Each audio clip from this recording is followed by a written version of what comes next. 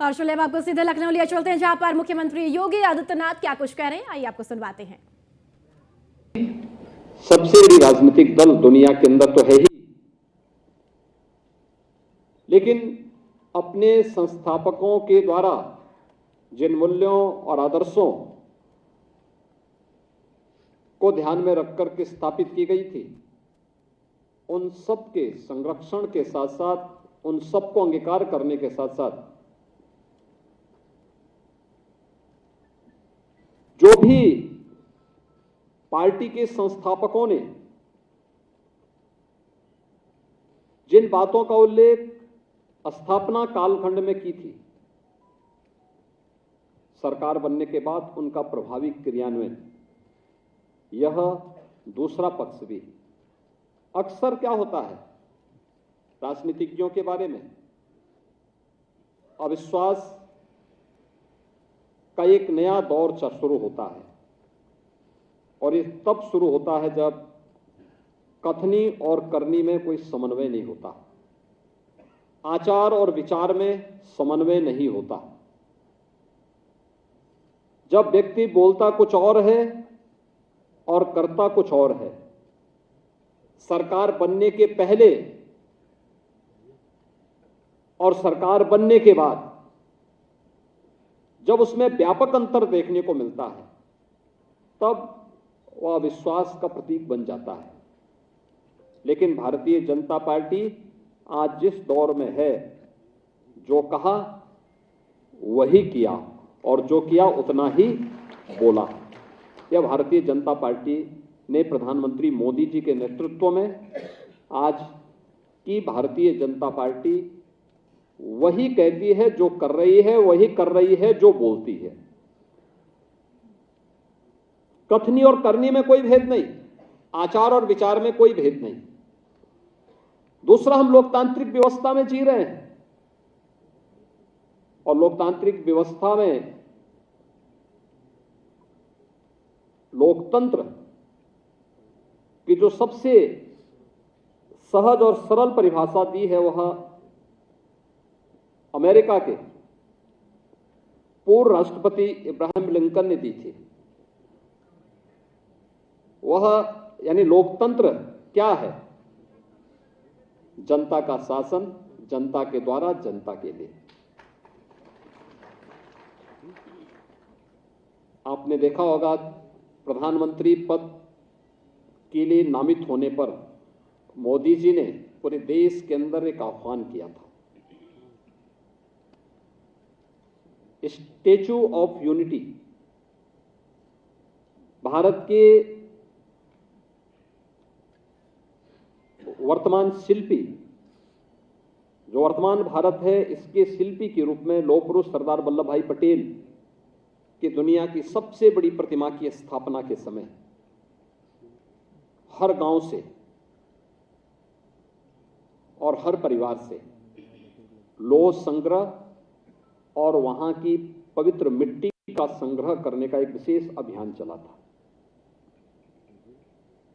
आज आप देखिए, जितना भी लोहा यानी खेत में काम करने वाला किसान हो या श्रमिक हो या कोई कारखाना हो, वहां से थोड़ा थोड़ा लोहा जो एकत्र हुआ था, इस एकत्रीकरण ने आज दुनिया की सबसे बड़ी प्रतिमा लौह पुरुष सरदार वल्लभ भाई पटेल की गुजरात में स्थापित की है, सरदार सरोवर के तट पर। और केवल इन्हीं कार्यक्रमों में टेक्नोलॉजी का उपयोग कैसे होना है, टेक्नोलॉजी किस रूप में प्रभावी हो सकती है, संगठनात्मक रूप में करना है तो ऑनलाइन सदस्यता के अभियान को आगे बढ़ाया।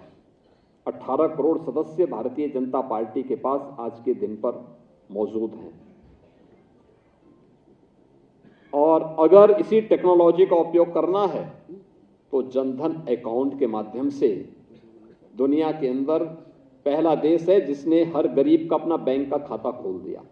याद करिए, जब जनधन अकाउंट के लिए एक आह्वान हुआ था, बहुत सारे लोगों को लगता था कि ये तो एक लोगों को जो है केवल एक खाली पुलाव खिलाने की बात हो सकती है।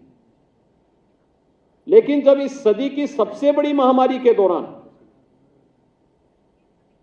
एक गरीब के खाते में पैसे देने की बात आई तो पैसा डीबीटी के माध्यम से उसके अकाउंट में पहुंच गया। उसको बैंक जाने की आवश्यकता नहीं, उसके सामने किसी को चेक लेकर के जाने की आवश्यकता नहीं पड़ी। इतने बड़े पैमाने पर पैसे का लेन देन हर गरीब तक पहुंचाने का कार्य हुआ, लेकिन बिना किसी मानवीय हस्तक्षेप के। दूसरा, भ्रष्टाचार पर प्रहार का एक कितना सशक्त माध्यम बना। आज हम सब इस बात को देख सकते हैं कि हम कोई पैसा यहां से भेजते हैं, देश के अंदर 4 करोड़ गरीबों के मकान बने, मकान का एक एक पाई गरीब के खाते में जाता है। 10 करोड़ गरीबों के शौचालय बने, एक एक पैसा उसके अकाउंट में चला जाता है। विकास की बड़ी से बड़ी परियोजना का लाभ किसी गरीब को देना है, पैसा सीधे उसके अकाउंट में पहुंचता है। लाभार्थी परक योजनाओं का लाभ उस तक सीधे पहुंच रहा है, बीच में कोई मध्यस्थ नहीं। टेक्नोलॉजी का उपयोग पार्टी के लिए भी और जनता के लिए भी कैसे हम बना सकते हैं, उपयोगी उसे बना सकते हैं, यह उदाहरण भी पहली बार देश के अंदर किसी ने प्रभावी ढंग से लागू किया। केवल योजना बनाना नहीं, अक्सर होता है बहुत सारे लोग योजनाएं बना सकते हैं, बहुत सारे लोगों के पास आइडिया ही नहीं होते, लेकिन यहां तो आइडिया भी मोदी जी के अपने हैं।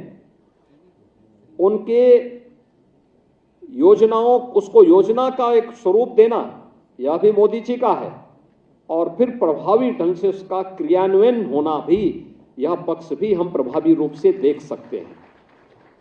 और भाइयों बहनों, अगर हम इस सब बातों को देखते हैं कि आज जो नई भाजपा हम सबके सामने है, मुद्दे अक्सर हम इन चीजों को देखते थे, जिन मुद्दों पर अक्सर हमारी खिंचाई होती थी। 2014 के पहले अक्सर ये मुद्दे चलते थे। हम लोग जब जाते थे तो लोग बोलते थे राम मंदिर के बारे में क्या होने जा रहा है।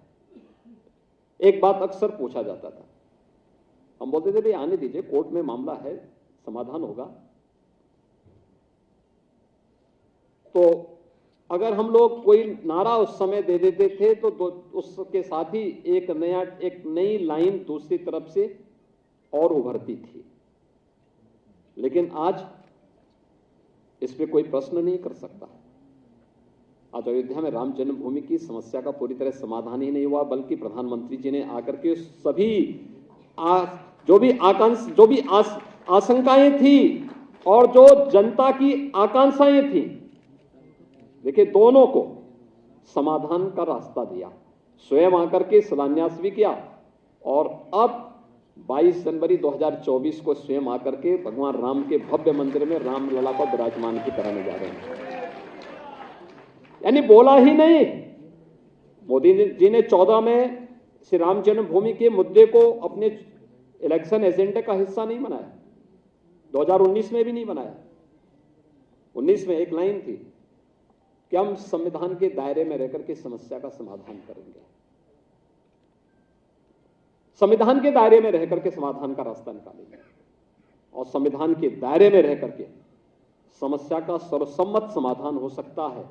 यह श्री राम जन्मभूमि की 500 वर्षों से चले आ रहे एक ऐसे विवाद को, जिसको लोग असंभव कहते थे, उसको उन्होंने संभव करके दिखाया है। और आज